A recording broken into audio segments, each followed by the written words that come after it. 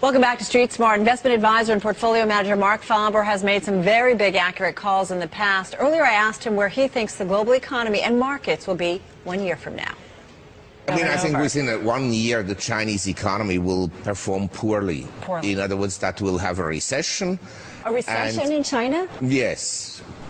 Whereby, a recession in China could be a technical recession. If you go and slow down from a growth rate of, say, 10% to a growth rate of 3%, there is a recession. Right. And also, I don't believe in the growth figures that China publishes, because if you had adjusted nominal GDP for the true rate of inflation, then real growth is, of course, much slower.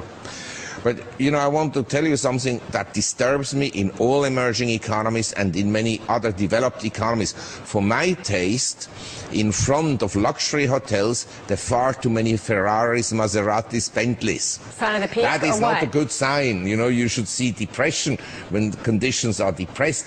I see a boom everywhere. A boom everywhere. Yeah, except for the working class and except for the lower middle class. But among the well-to-do people, the wealth that is floating around and the prices you pay for high-end properties is incredible.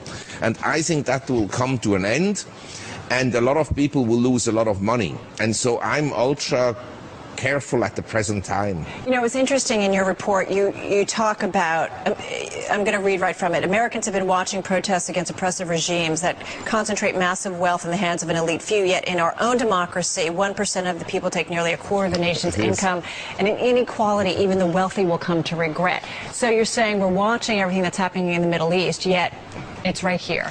Yeah, I was the other day in La Jolla and Newport Beach, Laguna Beach, and you see, I was in front of a restaurant smoking.